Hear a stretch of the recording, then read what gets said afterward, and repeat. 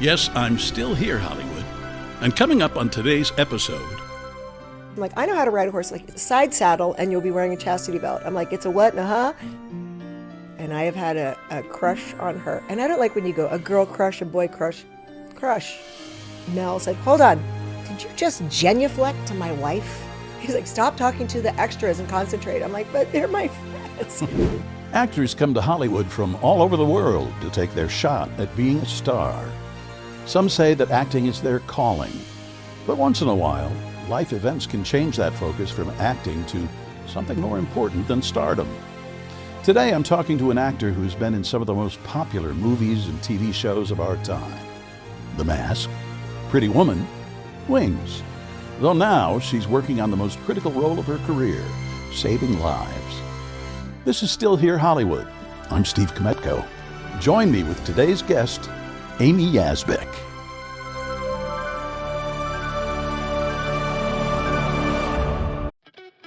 Hershey's milk chocolate with whole almonds makes for a wholly amazing, wholly delicious experience that's, well, wholly Hershey's. Everyone should get to experience the satisfying surprise of a whole almond tucked inside creamy Hershey's chocolate. So don't wait your whole life to try Hershey's milk chocolate with whole almonds. And if you've already had it, then chances are you're already a lifelong fan of this confectionery delight. Find Hershey's milk chocolate with whole almonds wherever candy is sold. Did you know 39% of teen drivers admit to texting while driving? Even scarier, those who text are more likely to speed and run red lights. Shockingly, 94% know it's dangerous but do it anyway. As a parent, you can't always be in the car, but you can stay connected to their safety with Greenlight Infinity's driving reports. Monitor their driving habits, see if they're using their phone, speeding, and more. These reports provide real data for meaningful conversations about safety. Plus, with weekly updates, you can track their progress over time. Help keep your teens safe. Sign up for Greenlight Infinity at greenlight.com/podcast. I even put makeup on my hands. They're a mess. They look fine. Sure they do. They have makeup on them. You know what Dolly Parton does? What? She has these beautiful kind of mesh gloves, like skin-colored gloves that have nails on them. Smart, right? Yeah. Listen, everything you ever wanted to know about beauty, you can learn from a drag queen. And Dolly has done just that. God bless her. Can I have some money? And a lot of drag queens look up to her. Absolutely. How are you, Amy? You know, I'm good, considering all of the ways that the world knocks one down and challenges one. We know this. Well, and we're living in kind of a dark time, I think. I think so. To be able to be true to yourself sometimes without checking with what's cool or what's correct. Everybody knows for themselves what's correct for them. But in some ways it's a kinder time, and in some ways it's a crueler time. How did that happen? I don't know. I thought we were getting past all of that, but I think a few, I hate to say this, a few generations have to maybe live out their time. That sounds terrible. we have to learn as we go. Yes, Every but generation. Yes, but there are some people who are more amenable to learning about how others live their lives and not feeling threatened by it. Am I right? Right. Plus also how to put your phone on silent during a movie. I'm older generation. I'm learning stuff. I'll learn from anybody. Thanks for the vodka, by the way. You're welcome. No ice. I really wanted to do a spit take in John's honor, but you look so nice. Thank you. In 1989, Amy met her future husband, comic acting legend John Ritter, who was best known for the groundbreaking series Three's Company. They married a decade later in 1999, and in 2003, John died of what was later identified as an aortic dissection. You kind of stepped away from acting, didn't you? Not on purpose. I mean, I didn't make a conscious effort to do it. I think I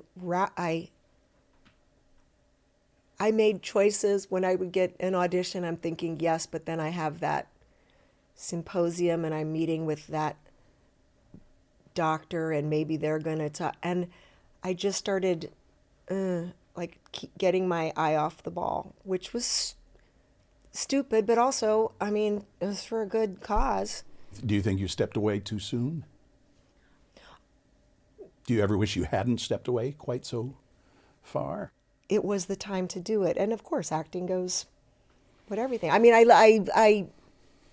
I'm lucky, you know, I had enough money that for those times I couldn't work. Did lose my SAG insurance though during the pandemic. It happens. It sucks. I had breast cancer during that time.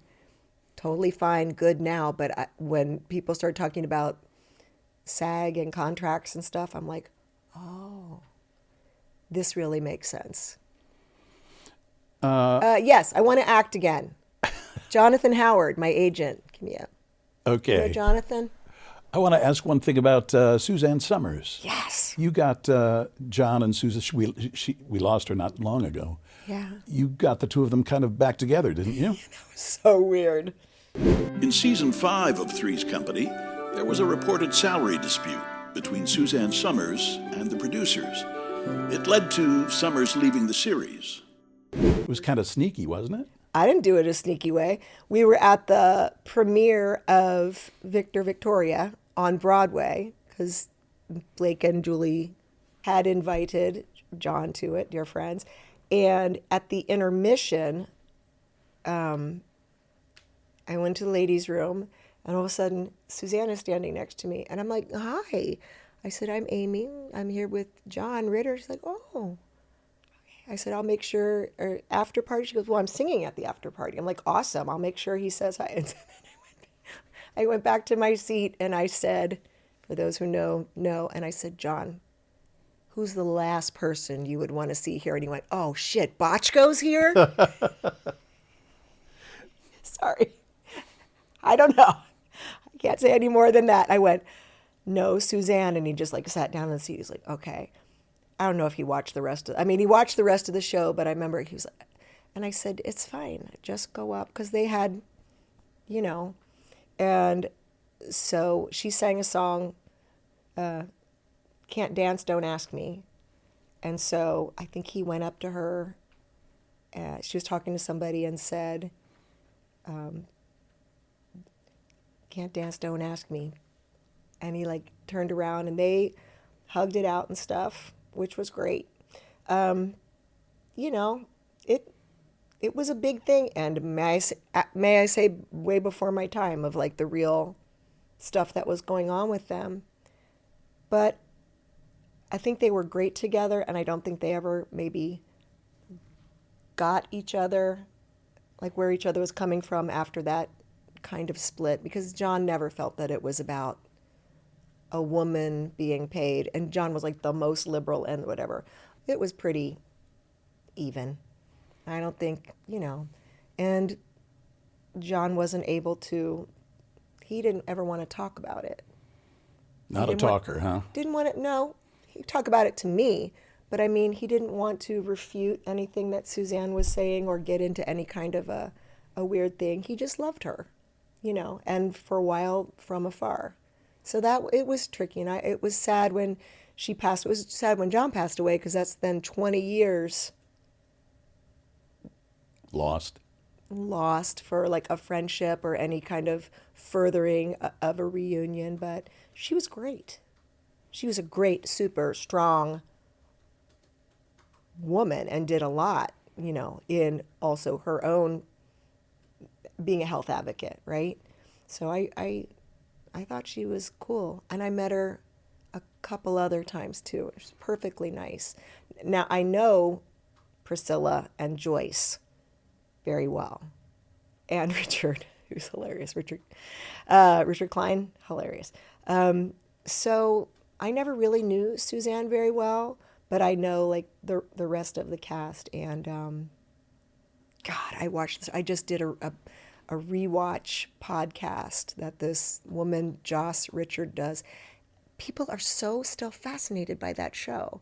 So interested, remembering it from their childhood. And then I watch so many with John, and then I'll just go, oh, yeah, he hit his head on that. So then he actually did pass out and slipped under the table. But then by the end, and they're like, wait, what? So that's kind of fun. John liked to tell those stories, and I like to tell those stories. What was the best acting experience you ever had? I think So stupid. I mean, all of it. Of course, I loved working with John, and I loved working with Mel Brooks. Men in Tights. Men in Tights and Dracula Dead and Loving It. I do all the weird things.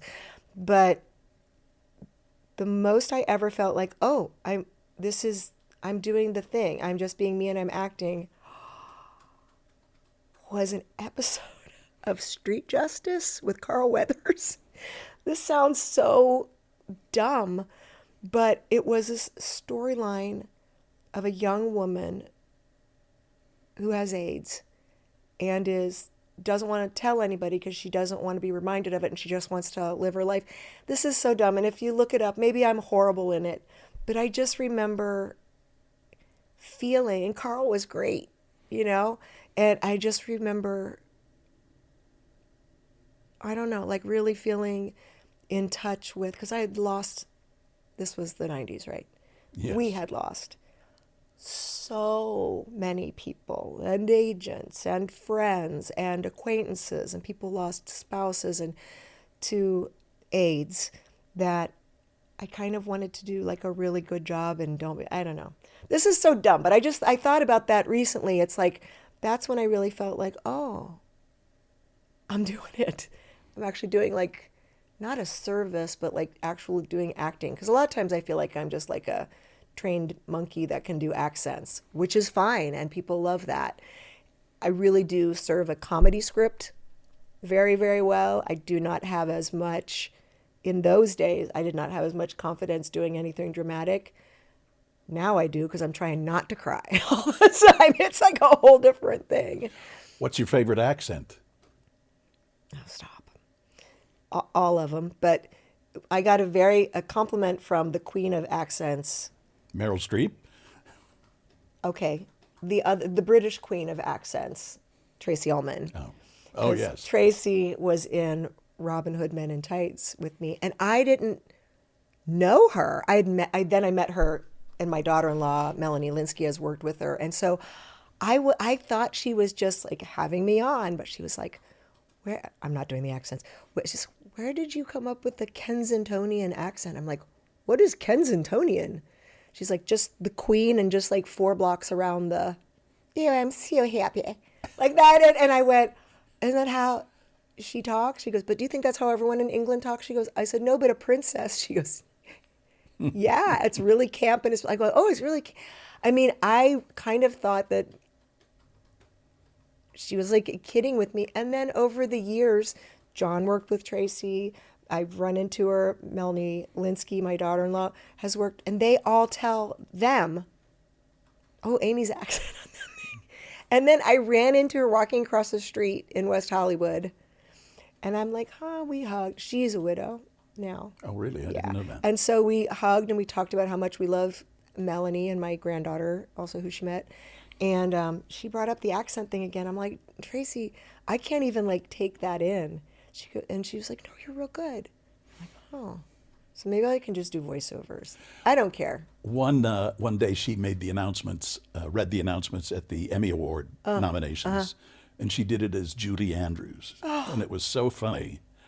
And then another time I was with Debbie Reynolds. I hosted a night with Debbie Reynolds at my college, Columbia College in Chicago. Oh my God. And she liked my last name, Kmetko. Yeah. So she kept doing like... I did too. I keep saying an it. Eastern European accent. Kmetko. Yeah. It does lend itself to exactly Mr. Kmetko. Yes, May it does. I talk to you for a moment? You sound like all my relatives. There you go. Do they speak like this? Some of them did. That's fantastic. Yeah. Debbie Reynolds played my mom on Wings. Oh, she was wonderful. Crystal and my mom. It was crazy because she had a woman that worked with her that did everything except for show night.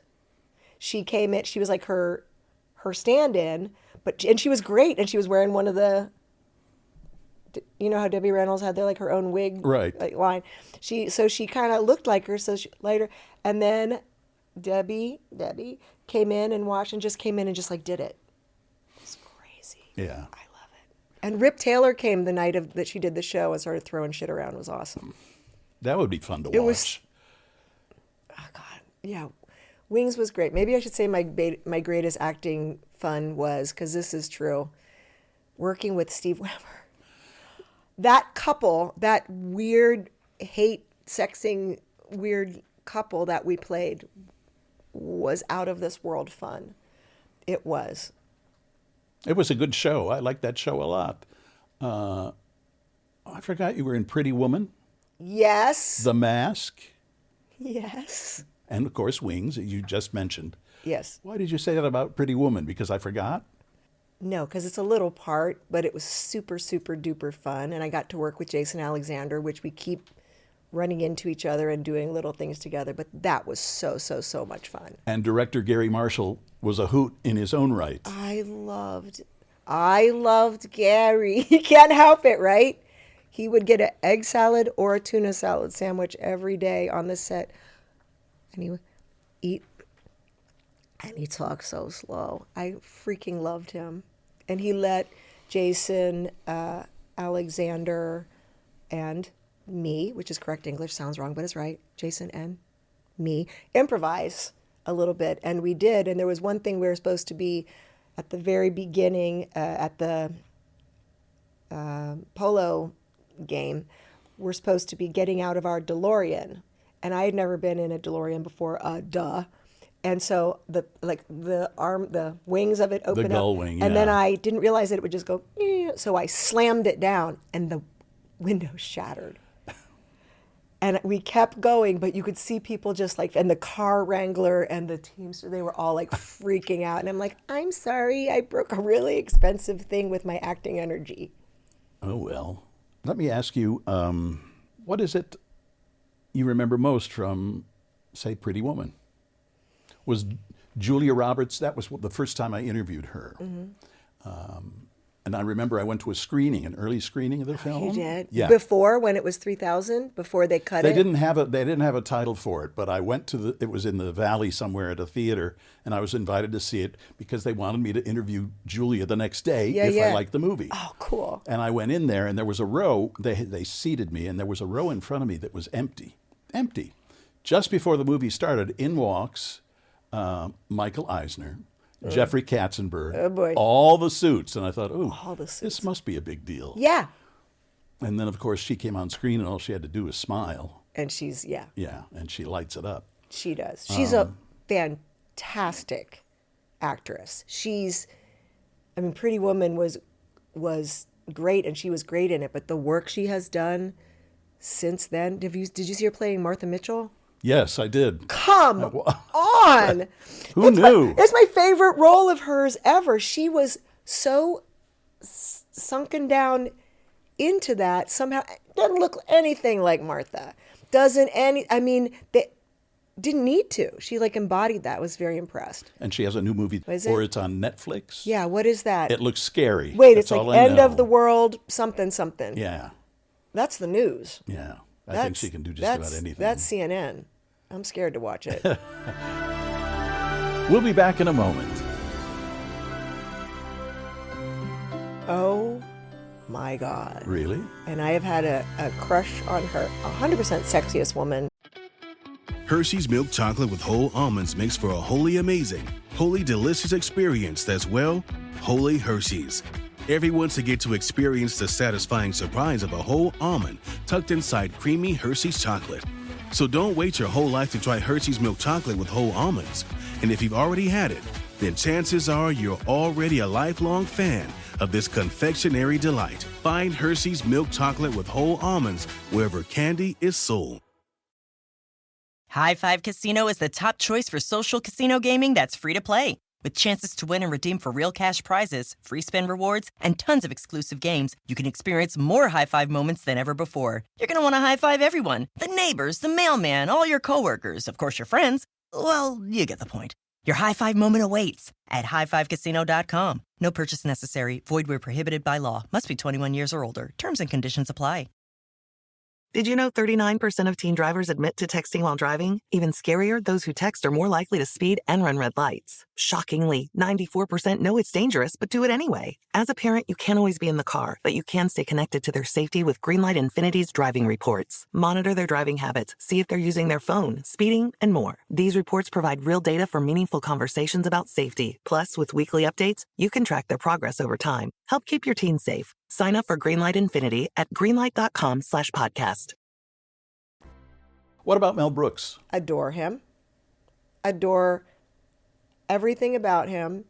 I feel like I never actually, when I would rap, they'd go, okay, you're rapped. I'm like, we're going to need to, like, you know, I was going to say wash your chastity belt, not that.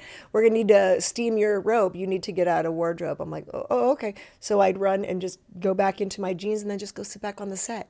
How would I not? How would I not? And it was so much fun, not just because he would, like, then in between be Mel Brooks. It was Mel Brooks all the way through it when he was in character, but also I could ask him a little something. And Carl Reiner was shooting on the lot, the Formosa lot is where it was, Warner Brothers Formosa. And he was shooting, it was a like Fatal Attraction, something else put together kind of spoof. I can't remember what it was. I can't remember the name of it. But so every once in a while you'd come back from lunch and there's Mel Brooks and Carl Reiner just in director's chairs talking, and then Carrie Elwes, Richard Reese, like all of us, Megan Cavanaugh, we would just like sit at their feet and listen and hope that lunch would never be over, because there's nothing like that. That's like the inventors of Comedy. TV and showbiz. Yeah. Carl Reiner was a nice guy. That's Rob sweet. Reiner's a nice guy too. Very sweet. And Estelle, they were great people. I saw Mel on the Tonight Show once. He was telling a story. He's a raconteur. And He's a rockin' raconteur. Raconteur. Yeah. He was telling a story about having to dispose of his uncle's ashes, and he did it on the Hudson River in New York, I believe, and he threw it into the air and it came back all over him. It's a very funny story the way he told it. But did Anne Bancroft ever visit the set? Oh my God. Really? And I have had a crush on her. And I don't like when you go, a girl crush, a boy crush. I didn't like the first time I saw her, probably 6 years old. I was just like, what's happening? And I've always loved her, always thought she was 100% sexiest woman to walk the voice, face, everything, no matter what. And a little intimidating.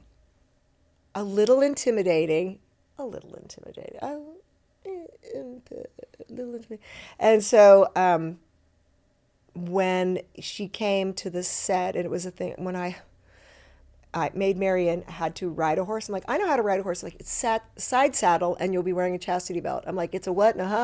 So it was, I felt so dorky because they'd have to kind of like hoist me on it. And I was like, clinkety. I was just, and when you went around, and she was so sweet. And she was like, I just saw her there. And then afterwards, I went over and started to speak to her. And Mel said, hold on, did you just genuflect to my wife? And I said, yeah. And I said, he's like, but not just like, it wasn't a curtsy. It was like you were at a cathedral. I'm like, I don't know. I was like, nice to meet you. I adored her. She was very nice to me. And you always called her Ms. Bancroft, not Anne. It's natural. And then I did a movie called Home for the Holidays that Jodie Foster directed, and Anne Bancroft was in it. And I didn't work with her, but I heard all the things of people just want, okay, Anne, not Jodie, but like people like second AD or Anne, if you could move over here, and she would just look at Jodie, and Jodie would say, it's Miss Bancroft. You know what? Good for her. Yeah. What else? She earned it. She earned it just by being born with that punum. She was absolutely beautiful. I interviewed Betty Davis once, and she was the same way. You said Miss Davis. You didn't say Betty. People, hey, Betty. Somehow, when my mom had the first batch of kids, all 2 years apart, and then I was 12 years after that, but they all lived in Detroit. They grew up in Detroit, and I grew up in Cincinnati. But my mom at one point got her bangs cut like this, and she had kind of her hair like this. I don't know. I've got the Timothy Chalamet going. Don't judge it. I'm trying to grow it out a little bit. But she had her bangs like this, and somebody like mistook her for Betty Davis. It happened once, but I think it made my mom's life. She absolutely loved that. But she had that same like expression, like looking through you. I'm like, please blink. But yeah, I bet you had to call her Miss Davis. Yeah, and I don't know if she had a natural sense of humor. I think she did. Betty Davis? Yes. But the line she gave me when I asked her about working with Lillian Gish was so good, I thought that must have been crafted ahead of time. And it was? Because she said, Miss Gish never should have left silent pictures. Whoa! That was when they were in the movie Whales of August together. And okay. That's so mean. Oh, I love isn't it? That's like somebody, you say they have a face for radio. Yes. Or a voice for newspaper. What? A voice for newspaper. I love that. Yeah. You were on the set of The Mask, right, when Jim Carrey and Cameron Diaz became kind of a thing? I mean, I worked on the show. Director was brutal. Sorry, Chuck Russell. He was, I don't know. He didn't go for me at all. He cast me, and then he was just like, ugh. He's like, stop talking to the extras and concentrate. I'm like, but they're my friends. Apparently, my work ethic, which was much like John's, which was like just everybody's everybody. He didn't go for that. But anyway, Chuck. Cameron is another, just like the sweetest she could be, and I loved her. I didn't know that she and Jim were whatevs, so they were a couple. I mean, I knew it after that, but certainly didn't get in the way. Jim's wonderful. Have you ever interviewed him? Yes, I have. And I think he was a darling? little nervous, and it was earlier in his career. Yeah. But then he loosened up, and he became Jim Absolutely. Carrey, Yes. and he was just great. There was a movie, I can't remember.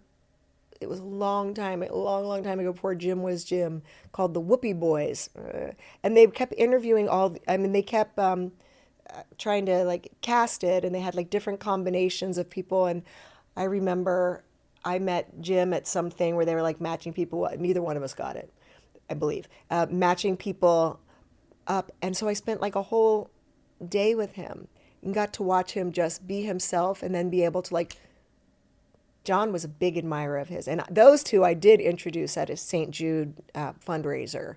And just to see John and Jim Carrey talking to each other, and Jim would say something and John's head would like throw back, and John would say something and Jim would laugh, and everybody was just like watching them like, oh, this is interesting to see two unbelievably natural and talented physical comedians talking to each other. It was great. What artist that you worked with stands out in your mind? Stands out in my mind. Well, besides John? Yeah.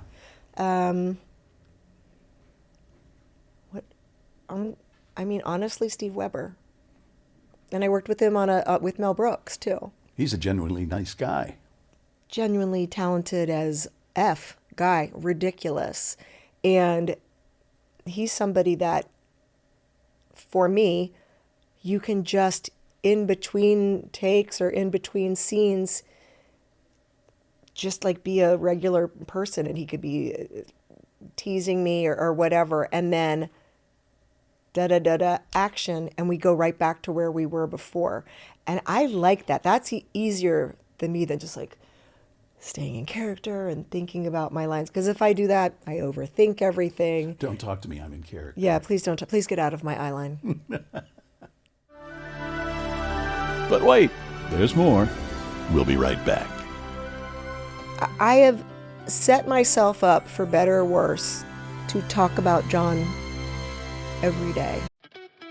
Hershey's milk chocolate with whole almonds makes for a wholly amazing, wholly delicious experience that's, well, wholly Hershey's.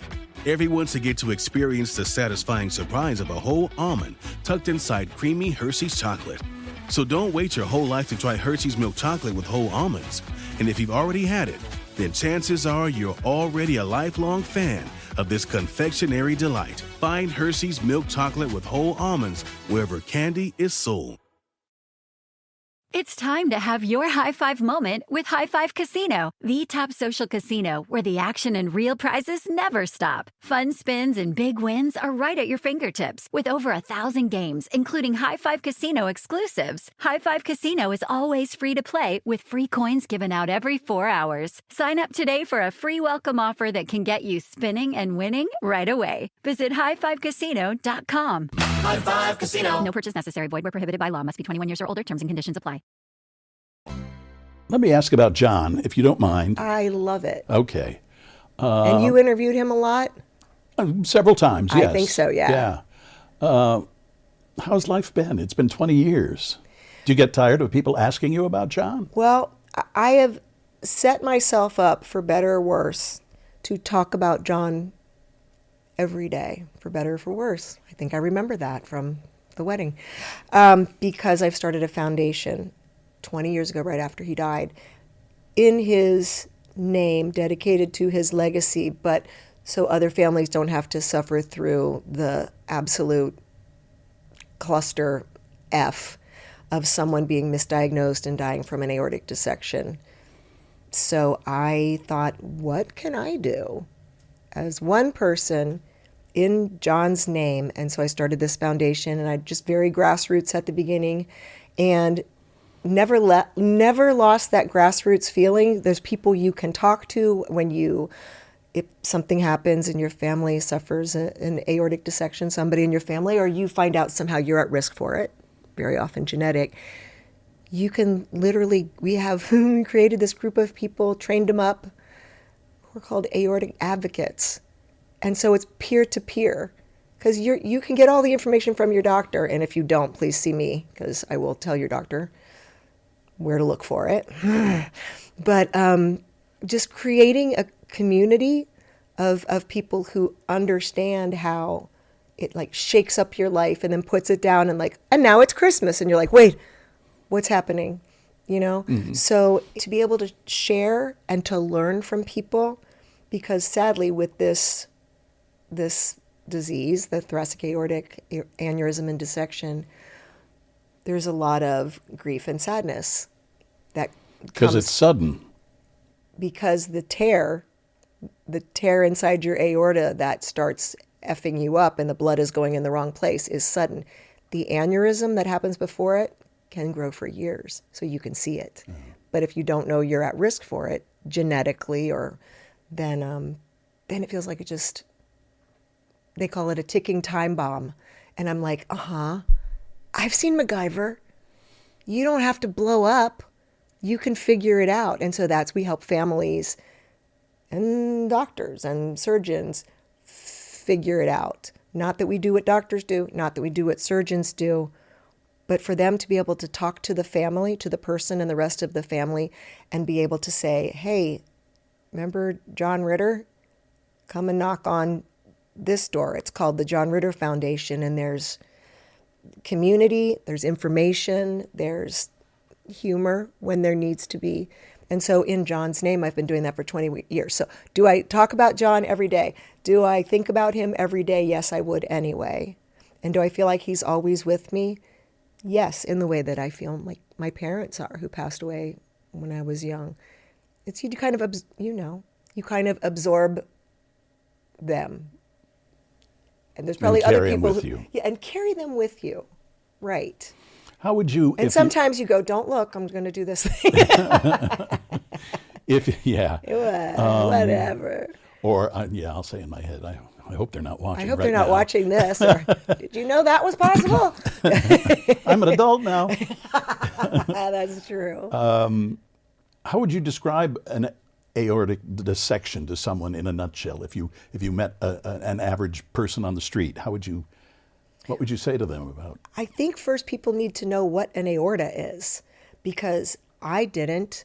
I mean, I probably learned it in whenever you get that, biology or an anatomy book, and then you go, but it's as important as everything else in your body, more important than most things. You can't live without it, because your heart is doing the pumping of the blood that goes and feeds your brain, your body, feeds it oxygen, actually. That's what people forget. That's what happens. But the way that it feeds that to your body is through this candy cane shaped vessel, right? Biggest artery in your body. And the surgeons, some of them are very romantic about it. God bless them, they call it the tree of life of your body, because that's what it does. It feeds, or the river Nile, And so it's not part of your heart. It starts at the aortic valve, which usually has 3 leaflets that just keeps the blood going this way, not back in. So this part of it's called ascending, which makes sense. This part is the arch, and then descending. So it's broken up, not biologically, but for the doctors, into those three parts. An aneurysm is a ballooning of that. In any area of that is bad, obviously, because something's going to happen. And what often happens is the three layers that it's made out of, that redundancy that's put into, like Henry Ford would do if he was creating an aorta to make to nothing slips through. If it gets a little tear on the inside layer, then the blood, which is being pumped at an enormous rate. Imagine blood from here is being to go to your whole body. It starts going a little bit inside of that tear and starts ripping inside the lining. And for people in Chicago and Ohio and New York who are the baby of their family and got a hand-me-down winter coat, I said this one time and half the people in the audience went, "What?" And the other ones were like, "Oh yeah, it's like you put your arm in the sleeve the first time and it doesn't come out the sleeve because it's gone inside Into the lining, right? Yes. Do you know what I'm talking about, right? Yep. That thing from where? And so if the blood, part of it is going where it needs to be, but the other part is actually from the blood pressure being pumped, more and more ripping down inside. So there's this tributary. The main freeway is called the lumen, true lumen, which just means a big hole. And then the false lumen starts invading. So if you would do a cross section, it would look, instead of like this, it would start to look like a double barrel shotgun. And one of those places that it's going is just pooling inside. Very, very dangerous. The aneurysm happens in most cases, probably 90% of the cases, an aneurysm first, which you can see on a CAT scan. If you go into a hospital with chest pain, it would behoove everyone, if they know they have family history or not. If they have family history with aortic dissection, you say, I have family history of aortic dissection. And feel free to just say you're related to John. I don't care. It's like, check me for that. If you can't remember what it's called, check me for the John Ritter thing. But they should do a CT scan, because then that rules out it's a heart attack. Because sadly, and we talked about this, if you treat for a heart attack, it's not the heart that's failing, and it's not a block, it's a tear. So you're doing everything wrong. Blood, all the stuff they did to John, blood thinners and all that, and he was dying from a tear in his aorta. It happens a lot. If I'm not mistaken, I think Lucille Ball had an aortic. I think that's what she died from. She did die from that. She did. And also George C. Scott. And the other thing is, we don't know how many people died from it, because Tex Ritter, John's dad, Right. for sure died from that. And we know because, first of all, his mom lived to be 97 or something. But John's brother, I don't mean Tex's mom, I mean John's mom, Tex's wife, Dorothy Ritter. But John's brother, Tom, so John died in 2003. In 2007, Tom had a TIA, a mini stroke, and they treat it the way they treat it. But I just said, Tom hasn't had his yearly echo, because everybody gets their yearly echoes. That's related. Because there's another thing besides the John Ritter Foundation is the John Ritter Research Program in Aortic and Vascular Diseases at University of Texas. This is a genetic research program that had about one and a couple in the hopper when John passed away of genes that were identified for this. And now there are dozens and dozens and dozens on the way because of the way AI properly, The thing we like about AI is that we can reproduce effects without having, do the math without having all of the families, but we still do need families for it. So Tommy Ritter, when they did do his scan, had an aneurysm. Same place as John's, that ascending that I was talking about, which is very dangerous because it can pull the three leaflets of your aortic valve out of shape. And so it can't do what it can do. For all kinds of reasons it is. Okay. But Tom got fixed. Tom had his aortic arch replaced. So John's brother lives because he knew what to look for. I think if there's ever a category about this on Jeopardy, you'd do really well. I would do well on Jeopardy anyway. Oh, okay. You have no idea. Call me. Just no math. I don't know what would have happened. I don't know what would have happened with the foundation, because for a while it was just me. I would call it the mom and pop shop, no pop. And for years, I mean, we only got and we were doing stuff and changing and just, here I am from Cincinnati, college in Detroit, didn't finish. Here I am speaking at Yale, at the Mayo Clinic, and like in front of all these surgeons, because part of the key is, what do people need to know? Actual people. And surgeons are wonderful, most of them, wonderful, but a lot of times they have the aortic dissection just as an emergency. So by the time the surgeon sees somebody, they are, to use from a different specialty, they're already up on blocks with the hood open. Do you know what I mean? Yeah. I've enjoyed this. Are we done? I think so. Let's do it over a cup of whatever sometime. Okay. Ayahuasca. I don't drink, so it has to be something Oh, you know what? non-potent. Me neither. But Today's my 8th-year anniversary. You're kidding. I should have No. brought a cake. I love it. Yeah. Congratulations. Thanks. I I didn't think I'd make it. There were times when I thought I wouldn't make it. Of course. That's what makes it all so freaking sweet. It only took 3 times in rehab. But do you know what? So it does. Oh my God. I'm so very, very happy for you. Thanks. I am too. It makes such a difference. I'm very lucky because it's in my family. Grandfather, probably drank himself to death. Yeah, we had a bunch of them in my family too. Yeah, well, I'm Irish. Sorry. Oh. But so it was kind of inevitable. Sorry, Irish people. Still Here Hollywood is a production of the Still Here Network. All things technical run by Justin Zangerle. Theme music by Brian Sanishin. And executive producer is Jim Lichtenstein.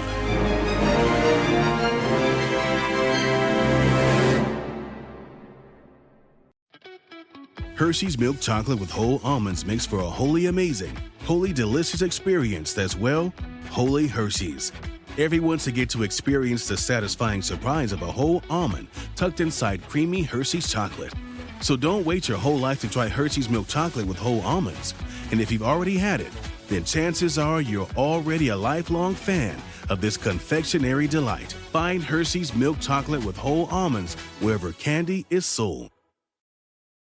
High Five Casino lets you play your favorite slot and live table games like blackjack with the chance to redeem for real cash prizes. High Five Casino has a giant selection of over 1,200 games, including hundreds of exclusive games only found on High Five Casino.